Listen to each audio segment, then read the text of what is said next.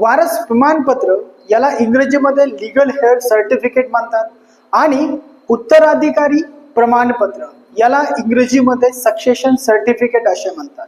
हे दोन्ही एकच आहेत असा मोठा गैरसमज येथे आहे। हे दोन्ही प्रमाणपत्र भिन्न कायदेशीर तरतुदीनुसार दिले जातात आणि दोन्ही प्रमाणपत्राची कार्य आणि अधिकार हे भिन्न आहेत। यातच उत्तराधिकार प्रमाणपत्र म्हणजे अशी प्रक्रिया ज्यामुळे मृत्यूपत्र करणाऱ्याच्या इच्छेनुसार किंवा इच्छापत्र न करता मय झालेल्या व्यक्तीची मालमत्ता मिळवण्यासाठी लाभार्थी हा पात्र ठरतो।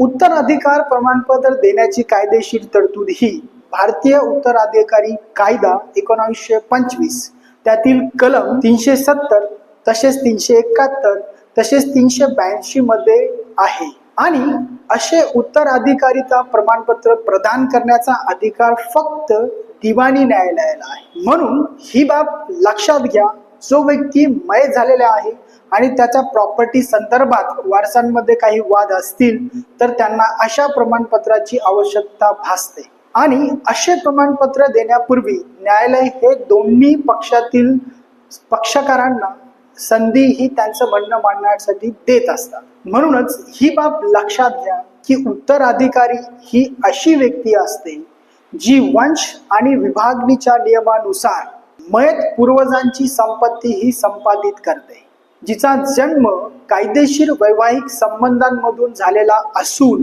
ती वंश आणि रक्तसंबंधित नातेवाईक या नात्याने ती जमीन किंवा मालमत्तेचा उत्तराधिकारी बनते।